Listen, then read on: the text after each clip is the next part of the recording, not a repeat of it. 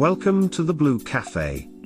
We offer stories of infidelity, betrayal, and redemption. Please like and subscribe if you are enjoying what you are hearing. Now, on to today's story. Online Journal Day 25, the day after yesterday. I slept in today. Woke up to Paris smiling at me. She had Poppy and wanted to go on the trails before breakfast.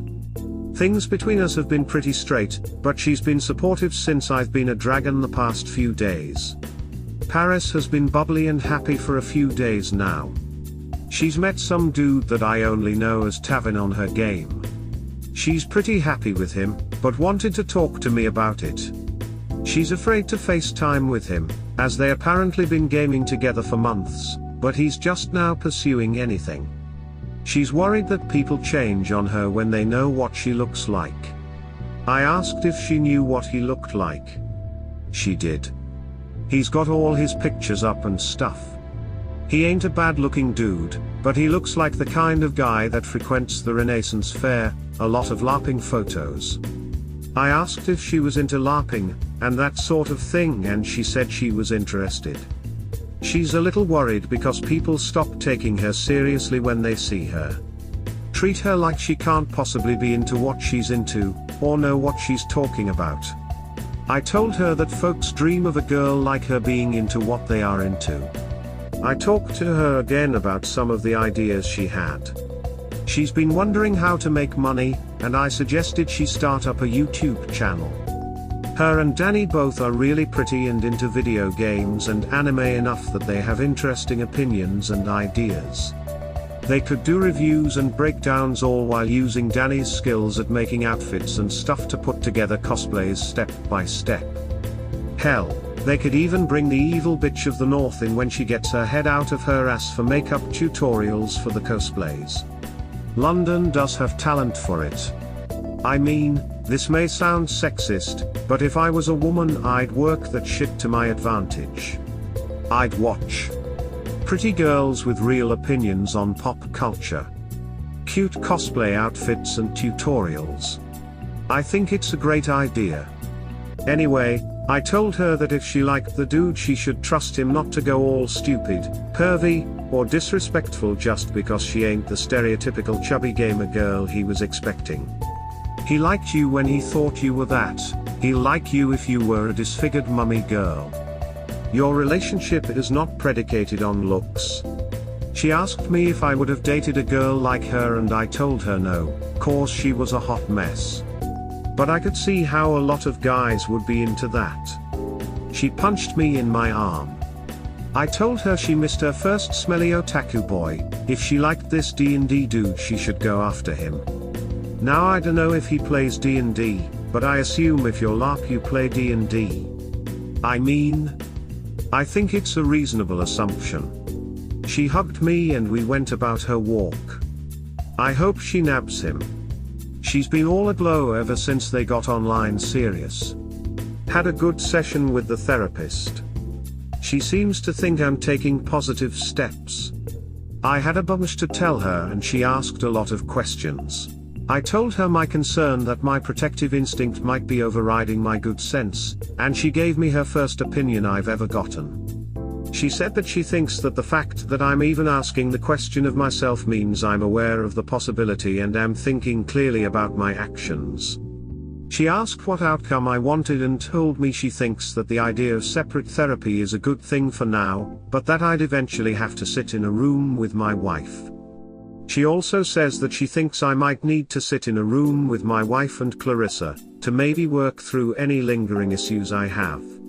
She asked if I was angry at Clarissa more for what she did to my wife, or that I felt the revelations devalued me and the friendship I thought we had. There was more, but I for the life of me didn't have an answer for that.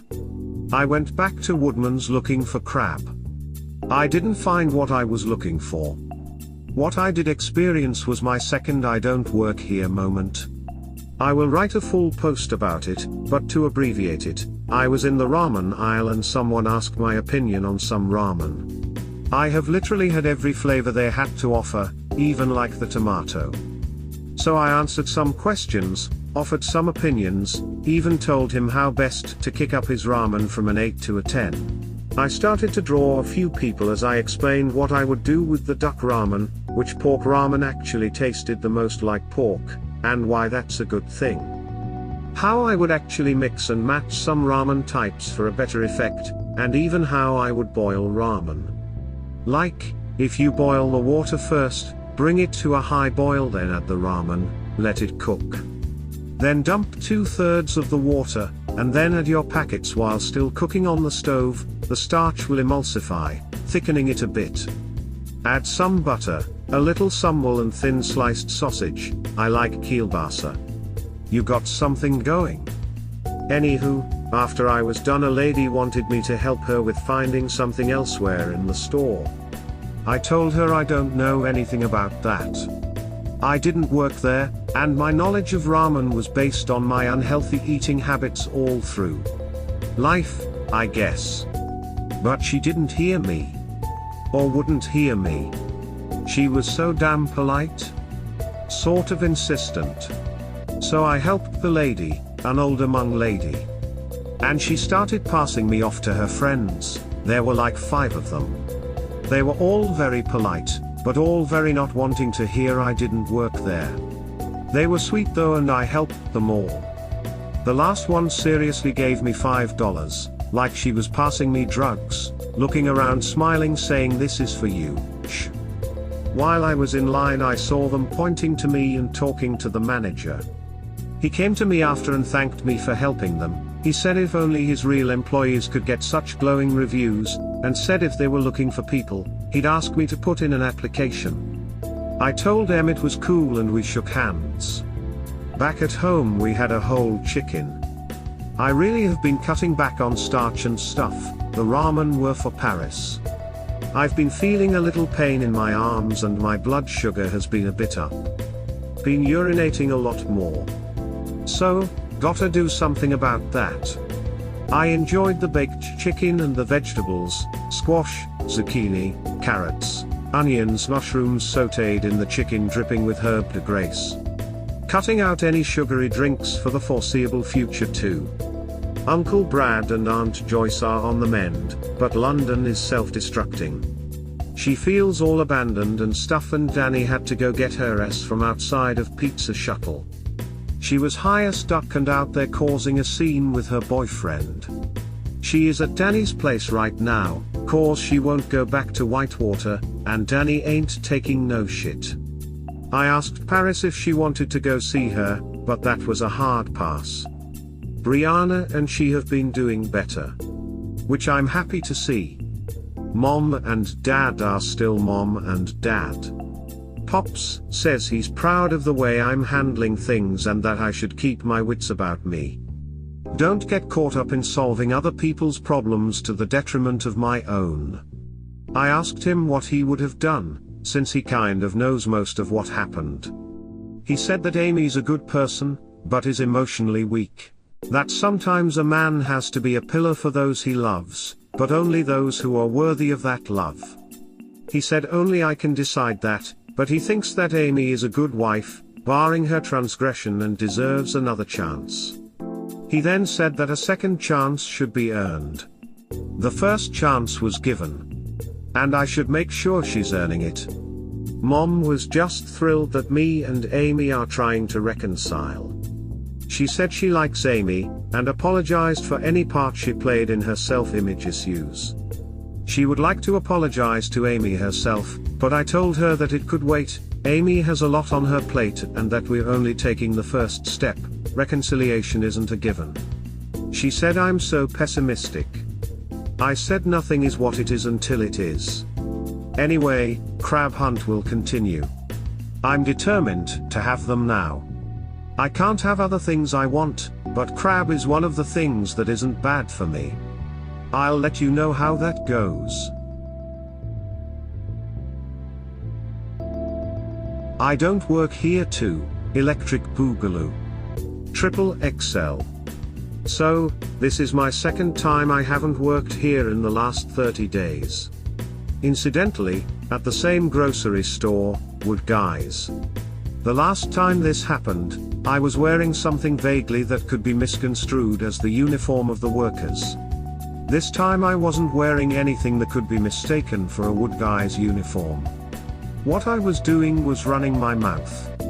I got some things going on in my life, and was looking for comfort food that wasn't gonna exacerbate certain health issues I have. I decided I needed crab. So, I went to find it at Wood Guy's. Of course I was asked to pick up some ramen, and other things while I was there. I've been taking my cousin Paris through the gambit of how to be an instant ramen connoisseur. So I'm there in the ramen aisle and this guy sees me grab the duck ramen and he asks me about it. I tell him a bit and I happen to point out that I have had literally every flavor here, from every different brand. He seems intrigued, so I answer his questions. I tell him which pork tastes the most like pork, which ones have a stronger flavor, or which ones' noodles aren't all that tasty. I strongly suggest Maruchan and Mama brands. Offer some tips on how to prepare some things, like adding a bit of red pepper paste, ground beef 80-20, cooked with finely diced onions, mushrooms, and carrots and crushed garlic with your tomato ramen. Or how shrimp ramen comes alive if you cook some fake crab meat with it.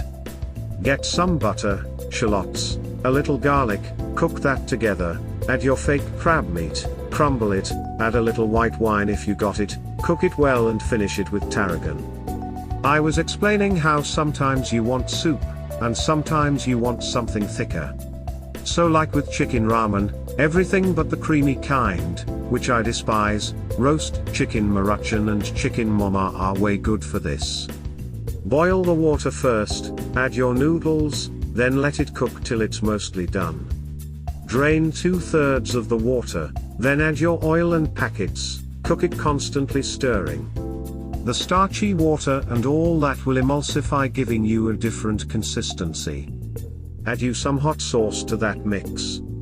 Top it with some finely cut green onions and thin sliced kielbasa sausage. You wanna pan fry the sausage.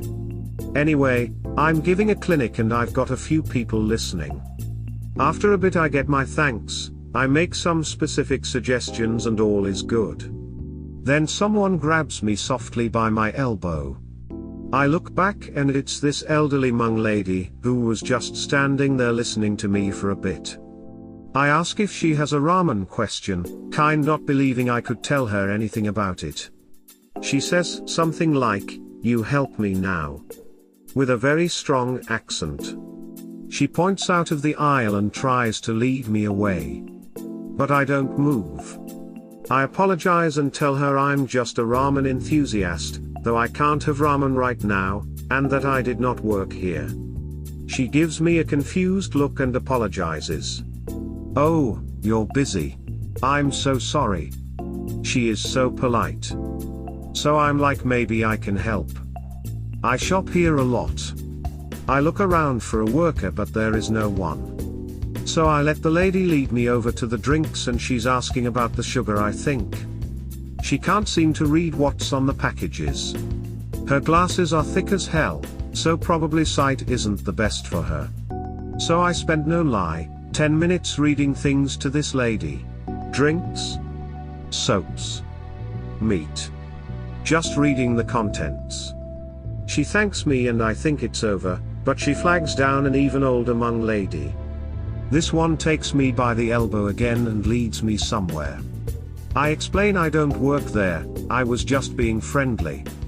But she, who speaks perfect English, insists that she just needs a big strapping guy to grab some things for her. This woman had 2 carts and only wanted things on the top shelf. I had a good time helping her. Before her daughter came, asked me to help her with something. She acknowledged that she knew I didn't work there, but apparently had caught my seminar on ramen, and asked if I knew anything about sausages and if I was a cook. I am not a cook. Not trained anyway. But I can throw down. But I know a little bit about sausages. She was making pizza and she liked it in Johnsonville. Which, okay, is serviceable, I use it from time to time. But I told her that she should hunt down some pernels if they got it. And gave her a little tip that she should sauté the vegetables before trapping them under the cheese. Cook the sausage first, sauté the vegetables in the sausage drippings, and not bake in the bitter taste of the vegetables. Will change the flavor balance of the pizza.